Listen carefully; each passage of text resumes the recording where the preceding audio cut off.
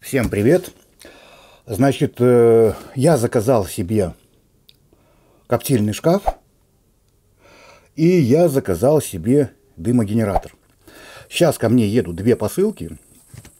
Вот, они вот еще только приехали в Беларусь, но сейчас я хочу поставить солиться сало. Вот, для того, чтобы закоптить. Естественно, мне не терпится испытать, не просто подымить, а испытать, потому что, во-первых, коптильный шкаф давно уже, как вы понимаете, надо было себе заиметь, это раз. А второе, что дымогенератор, как я говорил, что я сделал свой, но, в принципе, вы мне рекомендовали, и вы говорили, что этот дымогенератор лучше. И, ребята, я вам скажу, я увлекаюсь копчением, я занимаюсь копчением, у меня нет целей чего-то продать, но у меня есть цель найти лучшее. И поэтому я заказал дымогенератор по вашим рекомендациям. Ну и вот сейчас мы будем его испытывать. То есть для меня это пройдут какие-то дни. Во-первых, пока сало будет солиться, пройдет дней 5, а то и неделя. Во-вторых, пока будет коптиться, еще пройдут сутки.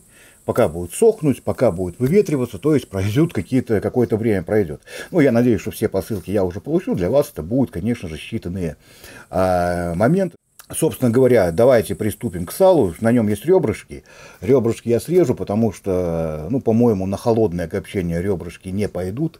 Во-первых, они нормально не просолятся. Во-вторых, они нормально не прокоптятся. И в-третьих, мне ребрышки нужны на совершенно другое блюдо.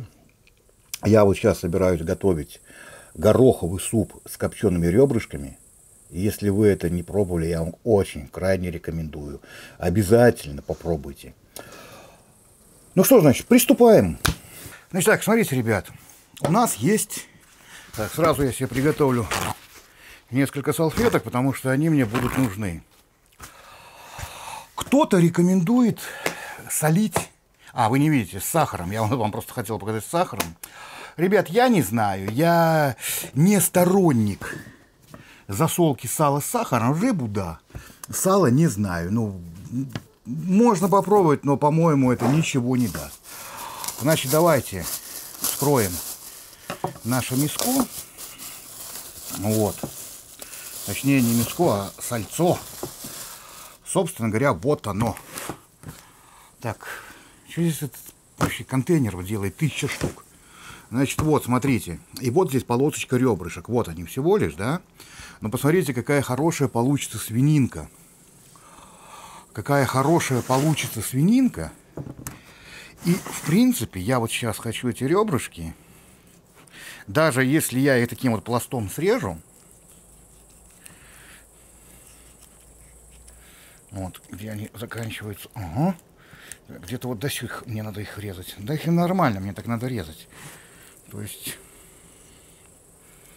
да, ребят, хрен его знает. Вот так вот.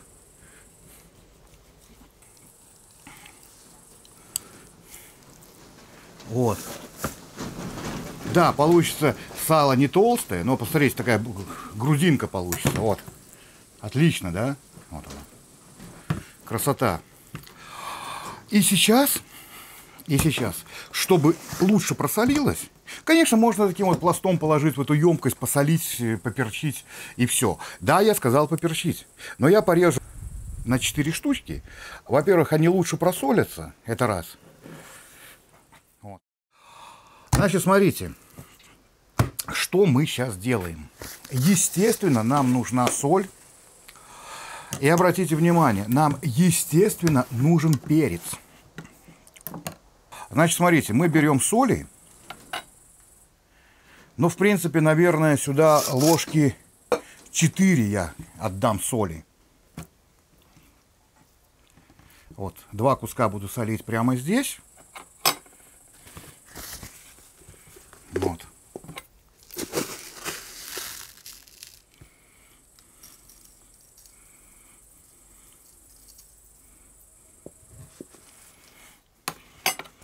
А 2 куска посолим здесь. То есть я потом переверну, сложу мясо, сало. Вот. Значит, смотрите, чего сейчас будем делать. Сейчас мы перчим. И перчим мы от души. По какой причине? Безусловно, во-первых, сейчас будет течь, и половина перца нашего уплывет. Это раз. Второе, у нас, когда мы будем коптить, а коптить это я планирую исключительно холодным способом, у нас перец останется, он прокоптится, он нам будет попадать, так сказать, на зуб. Мы его будем... Я поставил просто зажим в перечнице, мельнице, поставил на максималку. То есть здесь самые крупные такие вот получаются. Ну вот, смотрите. Видите, какой крупный помол получается. Насколько это возможно. Вот. И сало у нас мое получится хорошо соленое, но, естественно, половина стечет, поэтому я очень дохрена солю.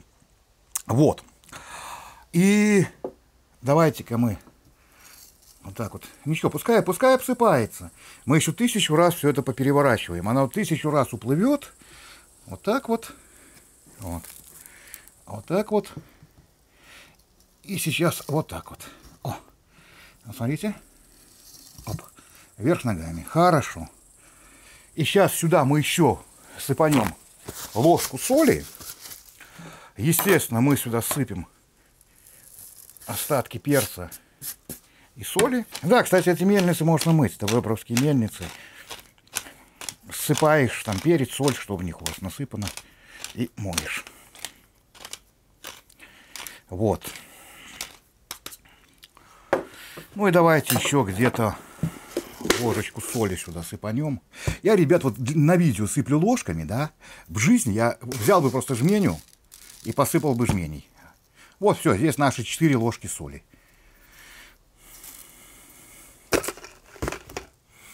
Хорошо. Сейчас нам нужно взять немножко чеснока. Нам нужно взять несколько зубчиков чеснока. Да, наверное, даже все это можно взять.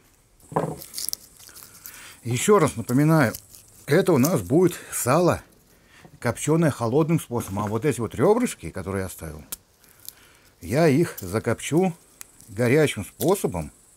И сделаю гороховый супчик с копчеными ребрышками. Меня как-то угостил сосед. Я вам скажу, ребята, это фантастика. Это фантастика. Режем такими вот кружочками. По какой причине мы режем? Потому что мы сейчас будем ложить чеснок между пластами, да? И потом он, естественно, просто у нас будет сваливаться, но он отдаст нам свой аромат, который оттеняется при копчении. Мы не чувствуем явно, как это соленое сало, хотя, в принципе, это сало можно есть и как обыкновенное соленое сало. Оно готово, за 5 дней будет. Понимаете, многие говорят, там кто-то 2 дня, кто-то день солит. Я солю 5 дней. 5-6 дней вот так вот солю. Так как здесь больше мяса, то, ну, наверное, даже лучше было бы 7 просолить. Сейчас мы берем наш чеснок и закладываем. Вот. Ага, давайте поближе. Так, сюда иди. Все. Все, вот так вот чеснок положили. Со стороны шкуры не надо, он вообще там ничего не даст. Вообще просто от слова совсем. Вот так. О, красотища. Давайте шкуру посыпем вот этим вот солью нашей. И все, вот так вот их ставим лицом к лицу. Вот. Открываем.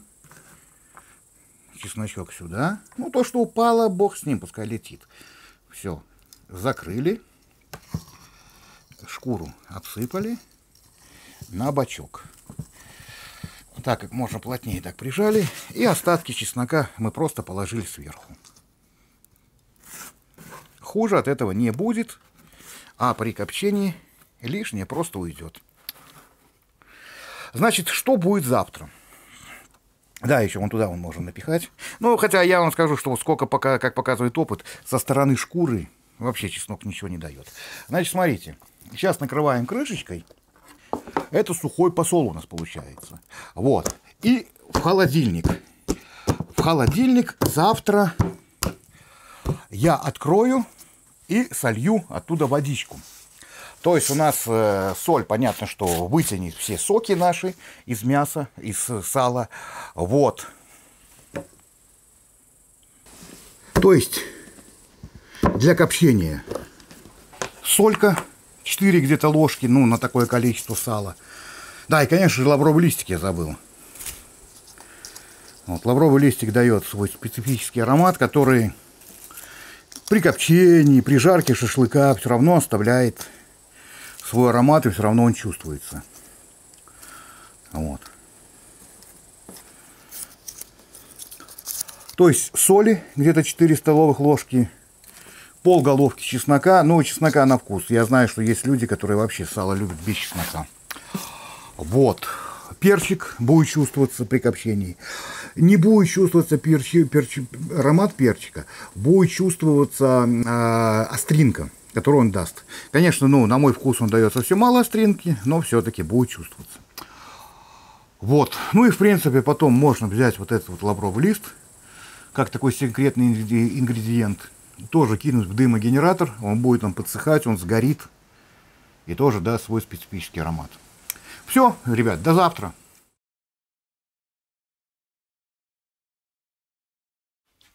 Ну, в принципе, ребята, вот посмотрите, сколько набралось воды, да?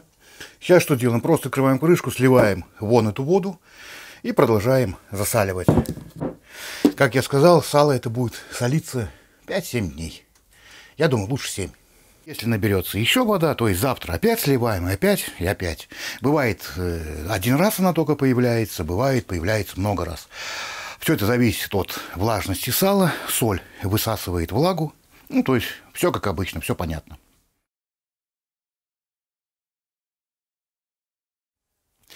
Так, ребят, смотрите, как я уже сказал, заказал я не только коптильную камеру, но заказал я и дымогенератор. Коптить я сегодня буду на нем. Значит, дымогенератор, да, упаковано, конечно, конкретно так. Это, ребят, все по вашим советам. Короче, книжка, лента, зажимы, штуцеры.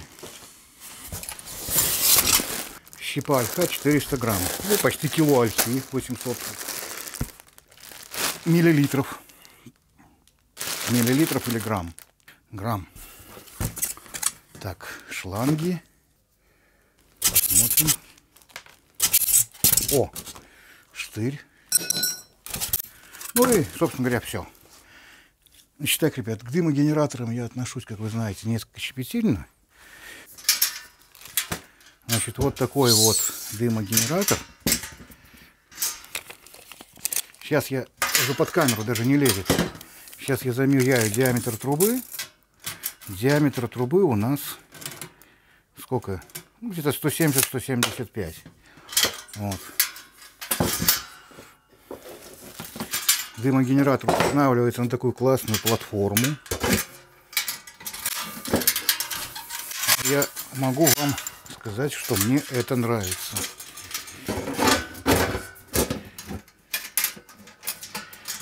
Так. Вот так вот он стоит. Ого, как хорошо подогнана резьба. Ого.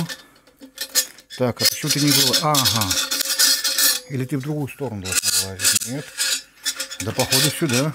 Ха, смотрите, даже здесь надпись. Класс. Ясно. То есть это вот такой вот у нас получается что-то по типу автомобильного глушителя. То есть дым будет идти по завихрению. Ну, будем смотреть. Будем смотреть. Вы мне советовали, и я вам верю. Я очень надеюсь, что все будет просто супер. Да, мне кажется, иначе быть не может. Ладно, становлюсь на паузу. Разбираюсь с дымогенератором.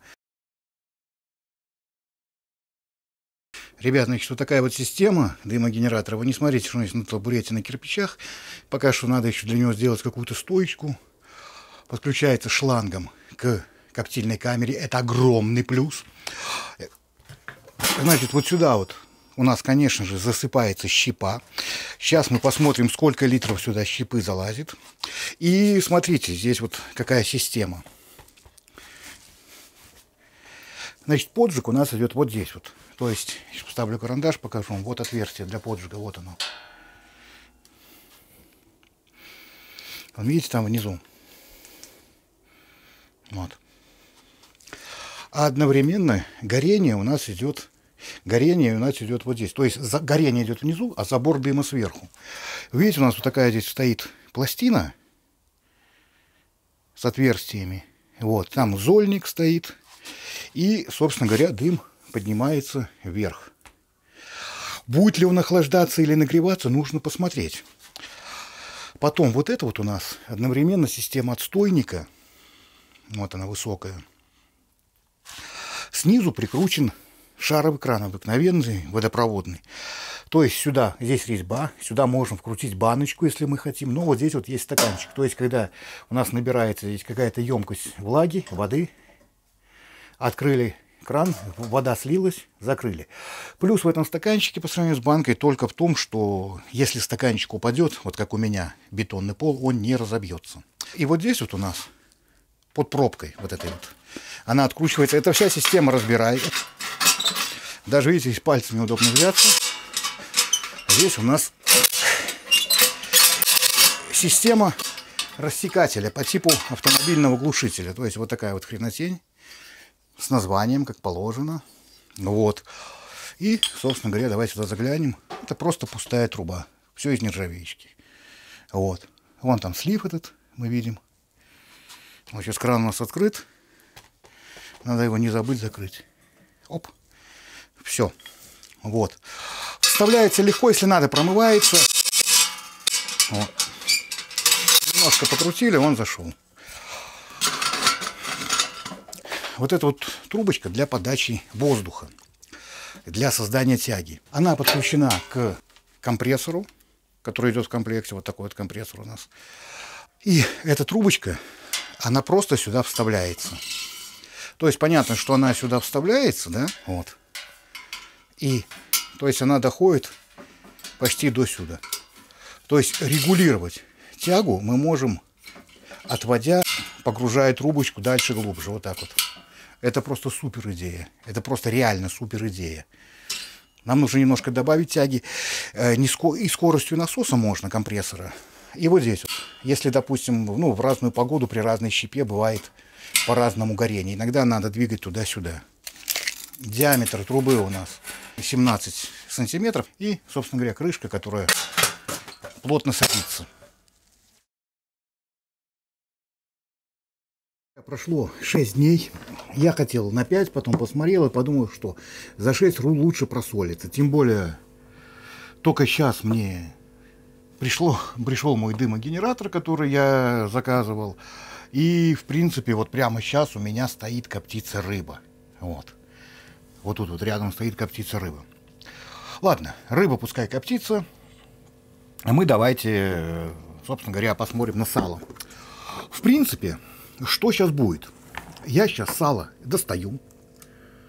Вот, видите, немножко опять натекло воды. Я опять беру полотенце, вытираю насухо и, собственно говоря, кладу в холодильник. Оно стояло в холодильнике, и я кладу в холодильник. Вот. Запашок просто шикарный от него идет. Дайте я прямо отрежу кусочек. А буквально на днях мне вот здесь вот люди говорили, что я выложил рецепт соленого сала, грудинки. Ребят, во-первых, смотрите, я воспринимаю вот это вот как соленое сало. Мне нравится с хорошей прослойкой мяса. Я так люблю.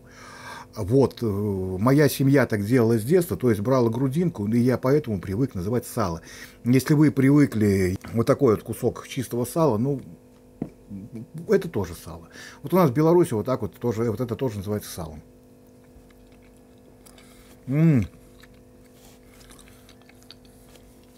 Смотрите, какая картинка. И сейчас мы это все закоптим.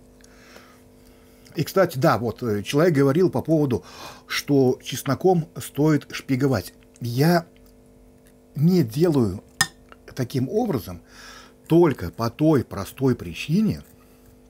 Да, кстати, ребят, вот видите, их так смяло, да? Сало, ну вот эта вот грудинка, она стала более жесткая. Вы можете ее перед копчением немножко разровнять. Единственное, что вот этот вот перец можно оставить. И когда вы будете копченый перец, кусочки копченого перца раскусывать, вы его будете чувствовать. Вот. Я воспринимаю, как уже сказал, что чеснок, да, видите, который вот я стряхаю, я его воспринимаю исключительно как приправу, и мне совершенно не хочется в копченом сале или в соленом сале, или в грудинке съедать куски чеснока. Вот.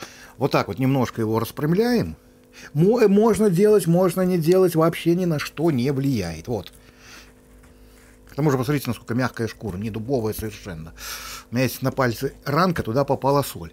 Ребят, сейчас что будет? Я беру полотенце бумажное, протираю насухо, пакую в пакеты и кладу в холодильник до завтра. Потому что, во-первых, у меня должна прокоптиться рыбка, а во-вторых, мясо должно просохнуть и полежать еще немножко без рассола. А вот это все, конечно же, мы выкидываем. Постелили дно газеткой. Берем наше сало, вот, которое я вчера снимал и оставлял в пакетах. Вкалываем крючок через шкурку и вешаем. Раз. Ну, сало, мясо, грудинку берем, потому что, ну, как-то, не знаю, у меня привычнее, что это сало. Кого бомбит, пускай называет как хочет. Так.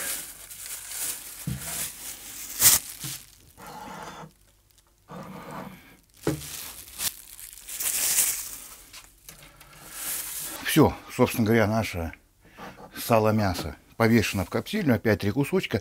Ребят, я просто не копчу до хрена, мне этого хватает. Вы скажете, да, ты же засаливал 4. Ну, мы вчера 4-й кусочек с удовольствием съели, как соленое сало. Закрываем коптильную камеру. Так, значит, коптить мы сегодня будем на щепе клен.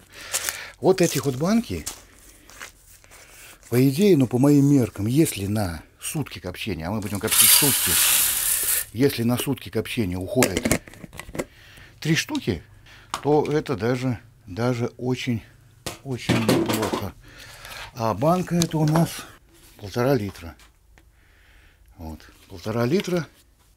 Также здесь сейчас вот добавим еще сливы. Вторым слоем это будет слива. И третьим слоем это у нас будет черемуха. Вот как раз 3 банки. И мне бы очень хотелось, чтобы это проработало сутки. Но хочется-то одного, а на самом деле бывает совершенно другое. Подключаем наш дымогенератор.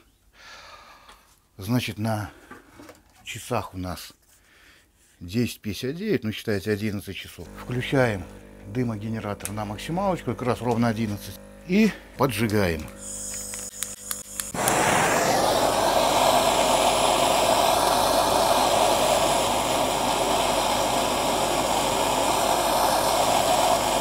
Поджигать надо в течение нескольких минут, просто вот сейчас уже пошел дымок. Но этого не хватит, то есть нужно подержать хотя бы минутки 3, поподжигать.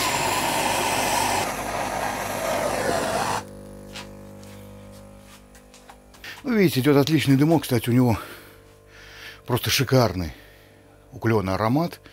Это просто потрясающий дымок. Ну все, становлюсь на паузу и копчу. Ну, давайте еще глянем, что у нас в самом шкафе сейчас происходит. Нам же это очень интересно, насколько там задымление, буквально вот 11:03, как я сказал, 3 минутки.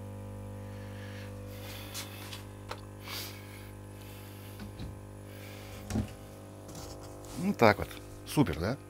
Погнали. Так, значит, ребят, смотрите, по температурам. Вот здесь вот Нет, давайте начнем вот отсюда, где идет у нас выход дыма, да? Вот тут вот тепленько. Вот тут уже горячо. То есть, ну понятно, там горение идет, там вот это вот скос идет, пластина стоит, перфорированная. Вот, то есть вот здесь горячо, но такого места, где... А, вот здесь вот вообще горячо с этой стороны. А, вы не видите, да? Вот здесь вот вообще горячо, где у нас отверстие поджига, то есть отсюда идет подсос воздуха. Вот здесь вот, ну, руку можно держать. Вот здесь вот горячее всего где-то вот, ну, вот эта часть и вот эта вот часть. То есть здесь уже спокойно можно держать руку. Здесь вы видите, горячо, тепленько, но руку держать можно. Здесь вообще, можно сказать, прохладно. Ну, может, на градуса 3 больше температура, чем окружающей среды. Вот. Здесь на градусов, ну, наверное, 10 больше, чем окружающая среда. Здесь на градуса 4-5 больше, чем окружающая среда. Ну, а дальше шланг уже. Ну, вот, смотрите. Вы опять не видите, да? Ну, вот, смотрите, вот. Я спокойно кладу руку, вот. Я спокойно держу за эту трубу и нормально. В шланге, естественно, собирается какая-то влажность, но она везде собирается. Ну, и, в принципе, сколько вот у нас? Час 10 минут копчения. Водички накапало, ну, совсем немножко. Вот. Продолжаем коптить.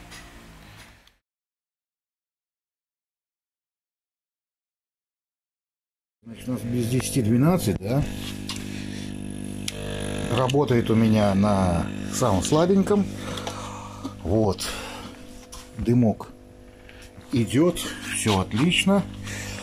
По щепе. Чем бы мне потыкать вот этой трубочкой, я потыкаю. По щепе. Смотрите, сколько еще щепы. Вот я ее тыкаю, видите? То есть,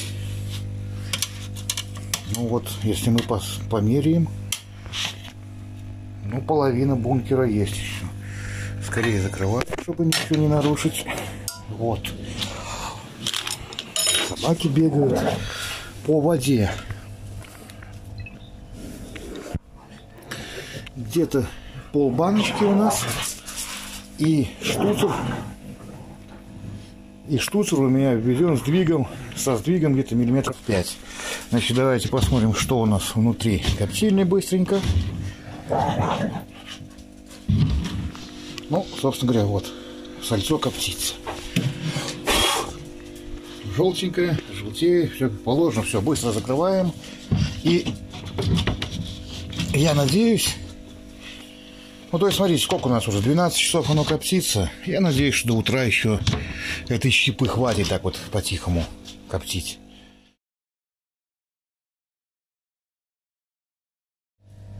Давайте посмотрим, сколько набралось водички за ночь.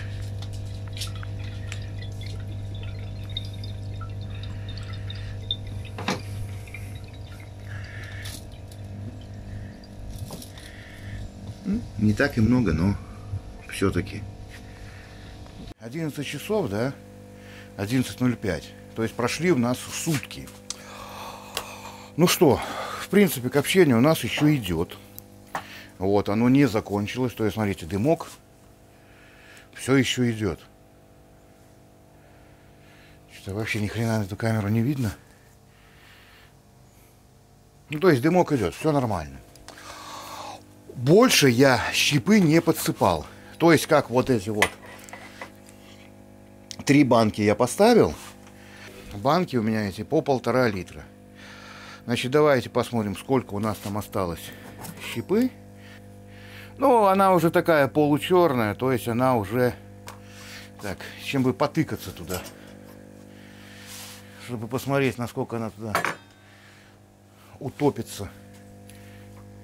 О, смотрите, она туда проваливается. Ну, то есть она уже...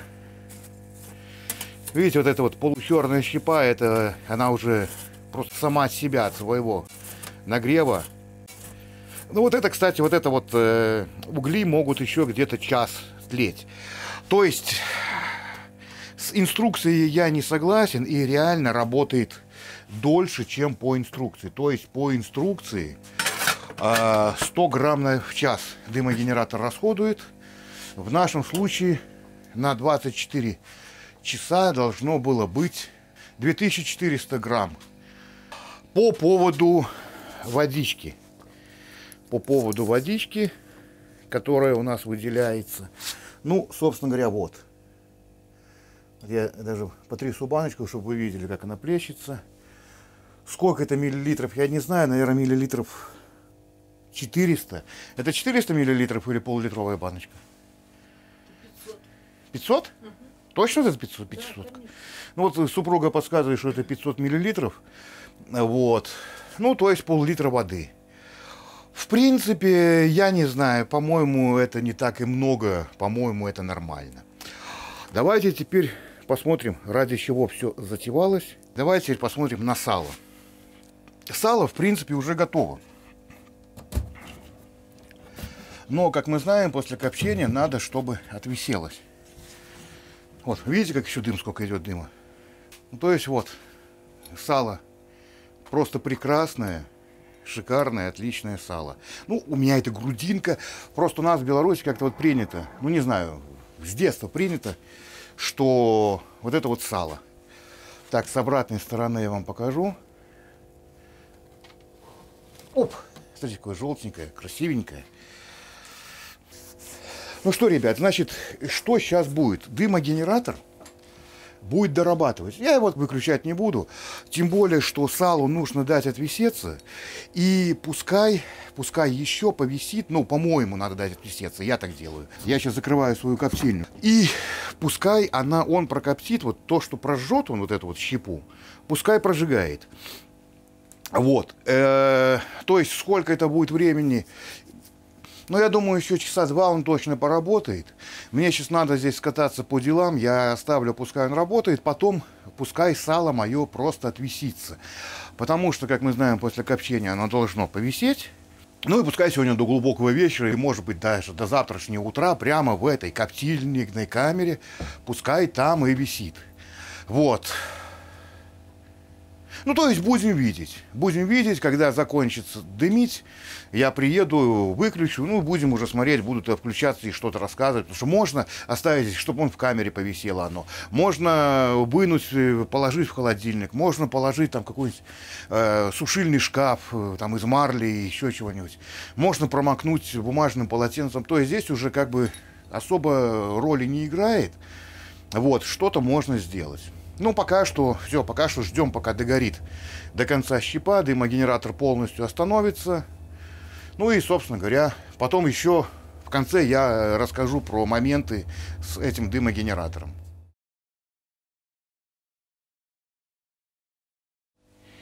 Так, значит, ребят, смотрите, 17:32. На улице 20 градусов, все отлично, я уезжал, вот только сейчас я приехал домой. И я смотрю, вот если сейчас камера возьмет, из вытяжки потихоньку телится дымок. Этого дымка вполне хватает для копчения, но я не ожидал, что дымогенератор все будет еще работать. К тому же воды, я смотрю, почти не добавилось. Я думал, что он уже давным-давно потух, и нас компрессор в холостую маслает. Вот видите, здесь этого дыма вполне еще хватает для копчения. Закрываем. Это свинина, и коптиться ей, конечно, хватит и сутки, но у нас уже получается сколько? Сутки и 6,5 часов. Так, сейчас хочу заглянуть в дымогенератор, сколько там у нас осталось щепы. Ни хрена себе, еще дыма. Ну, вот вы сейчас должны видеть. О, видите, вон уже зола выгоревшая. Ну, то есть, давайте я сейчас эту щепу с краев подгребу. Ну и пускай он уже все. Пускай вот пока он полностью не остановится, не погаснет, пускай он работает. Так что, ребят, то, что в инструкции написано, что 100 грамм щепы идет на час копчения, короче, 4,5 литра щепы, ни капельки больше, ни грамма больше. После того, как вы поворушите щепу, после того, как вы пошевелите щепу, лучше, конечно, вот это вот прочистить отверстие. Поэтому у меня вот такой штырь есть из нержавейки. Когда-то это мой дед делал багор на рыбалку. Ну что, ребят, значит, чего сейчас будет? То есть, когда перестанет идти дым, когда перестанет лететь щепа, я остановлю, и я так думаю, что где-то до утра следующего дня я просто оставлю сало, пускай оно висит в этом ящике. Или же, если будет сильный ветер, потому что ящик все-таки на этом столике шаткий, я просто выниму сало. Вы слышите, дождь уже пошел цикать. Я просто выниму сало, протру его бумажным полотенцем и положу в холодильник выветриваться на сутки. Пока что все, становлюсь на паузу. 19:03. Вот, копчение у нас. Ну, вообще практически закончилось по количеству щепы. Ну да, видно там красненькие угольки, да, что там телится. Так, давайте сюда светанем. Ну, то есть у нас там уже одна зола осталась. Все, на этом, я думаю, буду заканчивать. То есть дымогенератор проработал 24+8. 32 часа проработал дымогенератор на полной закладке где-то до сих пор. Вот. Значит, сейчас я, во-первых, выключаю. Давайте посмотрим на сальцо, что у нас вышло. Ну да, видите, здесь уже дыма практически нету. Вот. По влажности здесь стоят лужи. То есть, видите, вот столько влаги попало. Даже с учетом того, что в дымогенераторе, я его еще пока не чистил, вот он стоит. У нас, ну вот, воды, видите сколько. Банка почти целая воды, пол-литра. Так что сейчас я сало промакиваю бумажным полотенцем и в холодильничек на проветривание.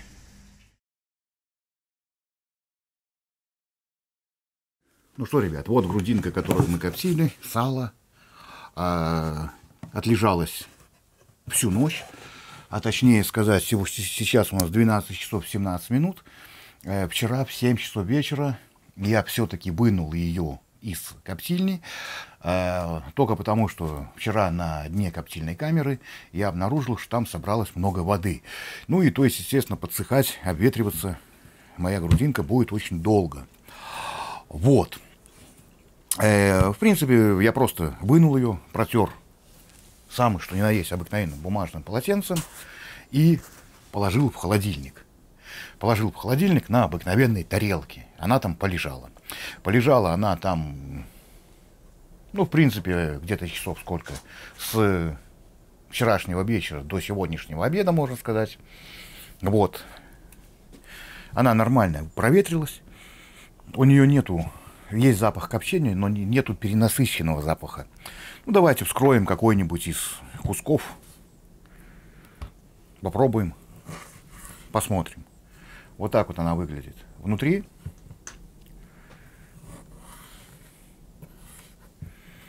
так, шкурку я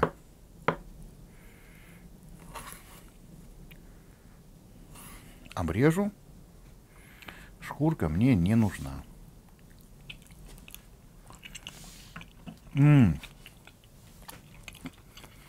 Супер.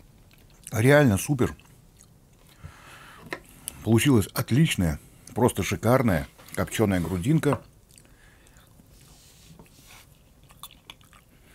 Ребят, я не знаю, почему так, но отлично проживалась шкурка. Вот только что взял. Собственно говоря, вот что у нас получилось. Да, ребят, мне вот здесь супруга подсказала, попробовала. Говорит, ты не сказал совершенно, что, во-первых, то, что я использовал чеснок, вообще не чувствуется, просто не чувствуется чеснок. Но перчик, как я и рассчитывал, когда мы раскусываем крупную перчинку, мы аромат перчика чувствуем. И даже чувствуем чуть-чуть остриночку. Вот. Одновременно при горячем копчении, естественно, этого бы ничего не чувствовалось. Но именно что чеснока не чувствуется, а вот перчинка именно что крупного, очень крупного помола. Ну вот, посмотрите, даже вот он виден. Перец. Вот. А он, естественно, чувствуется. Теперь про дымогенератор. у нас есть инструкция, в которой написано, что дымогенератор работает из расчета 1 час работы 100 грамм щепы. Вот у меня галочкой отмечена, абзац, да? По моим испытаниям, вы видели, что я засыпал туда вот такие вот банки. Вот у меня есть банки щепы, это 1,5-литровая банка. 1,5-литровая банка, я их несколько штук взвесил. Вы можете сказать, что щепа весит по-разному, да? Но смотрите, вот берем одну банку пустую. Пустые банки весят все одинаково. Плюс-минус там какой-то грамм. Ставим банку. Результат есть, пишем тара. 120 грамм банка одна весит. Полную банку взвешиваем. 489, ну 490 с половиной грамм. Ну, пускай 500. 500, потому что некоторые весят там 495, 488, вот такое вот. Ну, то есть 500 грамм. То есть, если мы возьмем расчет, мы туда всыпали 3 банки.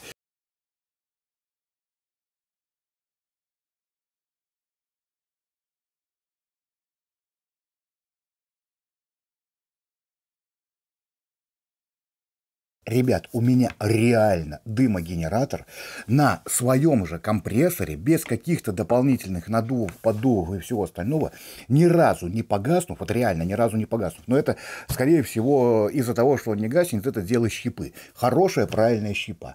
Ну и, конечно же, немножко опыта, о котором я вам сейчас расскажу, какие-то моменты, которые надо учитывать при работе с дымогенератором, с любым дымогенератором. Вот, у меня проработал 32 часа. Ребят, реально 32 часа. Я вам даже ставил часы перед коптильней, вы все это видели. Ни разу не погас, он ровно 32 часа проработал. Вот, и то последние там уже какие-то остатки щепы я уже просто перестал коптить где-то, потому что еще мог бы быть и еще 1 час, то есть 33 часа бы он на полной закладке проработал. А здесь имеется в виду, что вот где-то здесь было, что он должен проработать. Вот, смотрите, вот. Последний самый абзац, 8-10 часов. Ребят, не 8-10 часов. 32 часа на полной закладке. Так что я с инструкцией не согласен. И еще здесь один момент есть, вот про вот эту вот трубочку. Пожалуйста, кому интересно, поставьте на паузу.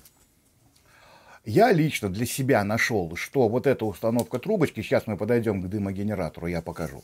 И здесь говорится, что трубочка должна стоять для оптимальной работы где-то 2-4 мм до трубочки дымозаборника. Я вам скажу, что это не так. Вот, ну давайте, в принципе, перейдем к дымогенератору. Я вам покажу плюсы и минусы, за и против. Ну и в принципе, давайте посмотрим наглядно, как оно есть. Давайте обо всем по порядку. Значит, первое, что я уже показывал, вы это видели, что я сменил идею со стаканчиком. Отличная вещь, но я сменил, так что стаканчик я пока что убираю, я сменил стаканчик на банку. Банка была прикручена через обыкновенную втулочку и крутилась. И смотрите, вот сколько за 32 часа копчения у нас собралось жижи. Значит, вот у нас вот эта вот колонна, холодильник, отстойник. И сюда вот от компрессора, то, что я показывал, вставляется вот эта вот трубочка. Вот она. То есть нам по инструкции говорят, что трубочку надо вставлять вот таким вот образом. То есть тогда трубочка у нас не доходит где-то 2 мм. А чего нам мудрить?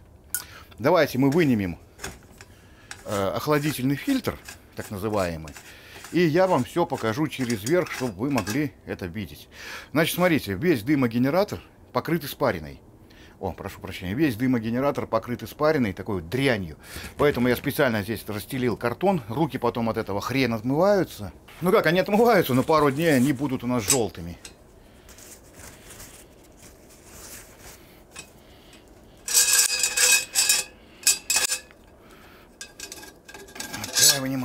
Вынимайся.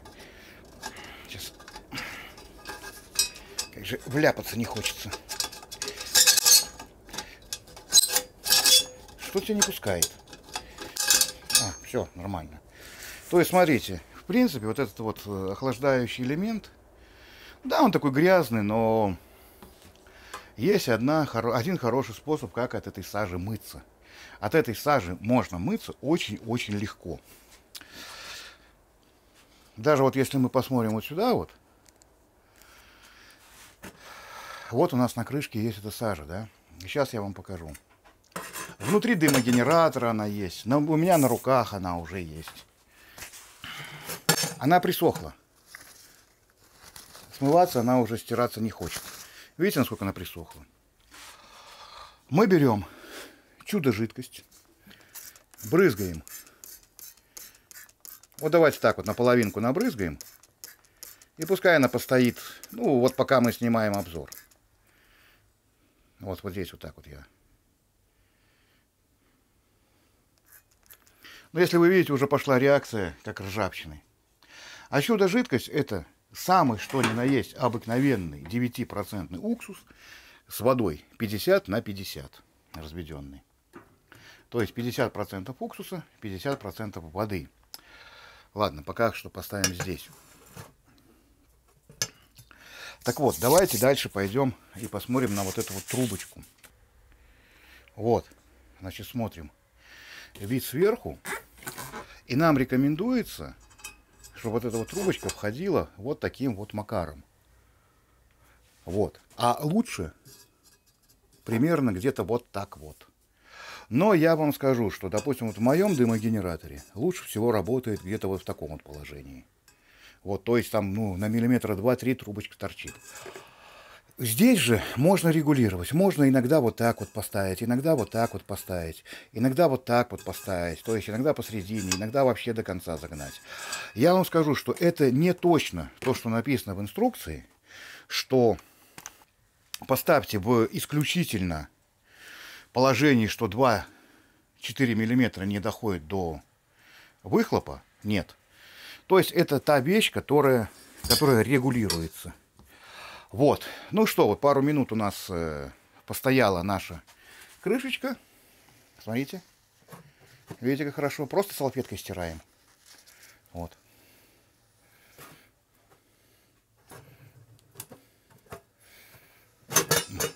Ну, конечно, надо, чтобы постояло еще, но вы видите, что это прекрасно работает. Точно так же весь дымогенератор можно почистить. Как вы могли заметить, дымогенератор течет вот здесь, вот потек есть. Вот. Течет с крышки. Вот потеки есть с обратной стороны. Вот. Видите? Все это потеки и все это грязище, которое просто прекрасно помоется очень дешевым способом. Вот что мы имеем внутри. Видите, осталось немножечко, совсем немножко, жменька щепы. Мыть ли дымогенератор изнутри, я не знаю. Также я не могу понять, для какой цели вот на этой вот пластине сделана перфорация, то есть сделаны отверстия. По-моему, если бы их не было, но это я еще буду испытывать, и обязательно, кроме того, что я буду испытывать, я сделаю сравнение со своим дымогенератором. Это будет потом. Сейчас же мы разбираемся именно с этим. То есть, для чего здесь сделана перфорация, я не знаю. Хотя, с другой стороны, работает, но, по-моему, прекрасно бы работало и без этой перфорации. То есть, без отверстий.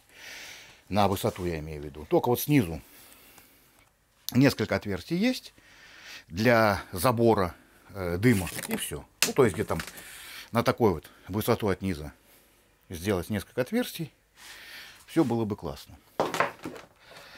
Отверстие иногда поддувает воздух, иногда требуется каким-то штырьком протолкнуть. То есть моя идея с трубочкой, срезанной наискосок, как козырек такой создания, все-таки имеет место жить. И здесь я тоже ее буду применять, эту идею. Давайте снимем дымогенератор с платформы. Эта платформа одновременно зольник. И мы видим, как оно все приклеилось, да? Собственно говоря, вот что мы имеем. Так, опять у нас все капает. И так далее. Так, она в камеру попадай. Давайте сыпем все, что осталось. Ну вот, вы видите, вот этот вот пепел, который я говорил, что он догорал, догасал. Ну это чисто уже пепел остался. Значит, смотрите. Вот это вот уже. Вот это вот уже. Вы видите, как накорело здесь. То есть, смотрите, это уже вот так вот будет выскребаться. То есть, вот это надо выжечь.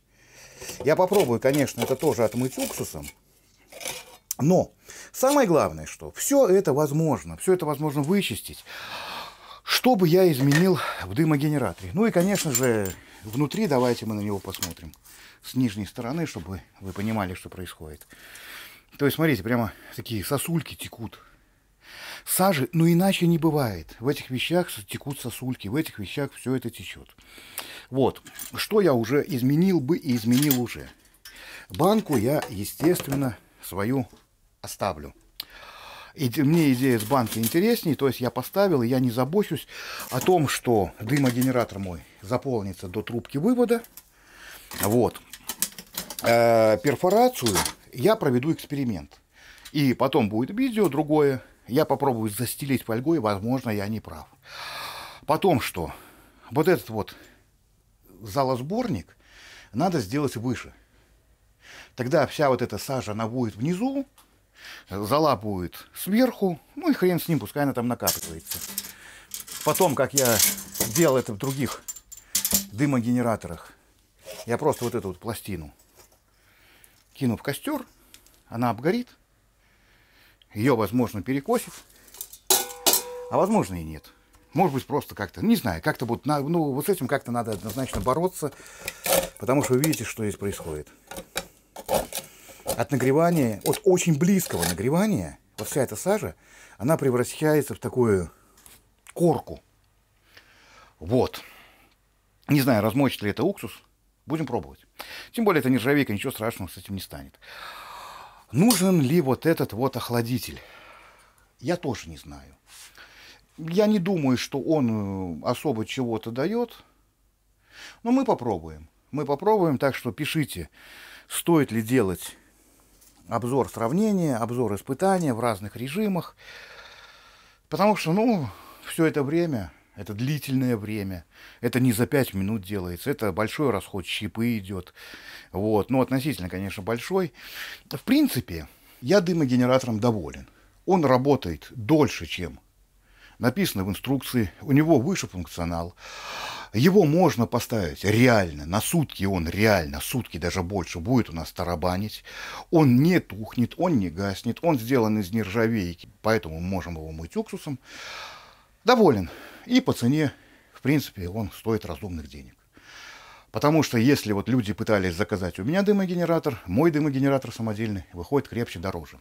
Сало получилось супер, дымогенератором доволен, испытания будут продолжаться. На этом все. Всем спасибо за внимание. Подписываемся на канал, ставим лайкосики, делимся этим видео. Все, всем пока и до встречи на канале. Ну и я нафоткаю, если получится у меня отмыть. То есть добавлю фоточки, как у меня получилось отмыть или не получилось. Значит, вот, ребят, вот так вот отмылось. Ну, то есть он еще подсыхает, но отчасти грязный, отчасти чистый. Все вот это вот сажа, которую тереть, не дотереть. По остальным деталям отмыл, остался какой-то полуподтек. Отмыл крышечку, отмыл, крышечку отмыл. Ну, отмывал, эту тоже так помыл. Вот эти вот подтеки меня заинтересовали. Ну, я, собственно говоря, проверку сделал, точку сварки поставил. Вот, тумана нету. То есть это нержавейка, все как положено.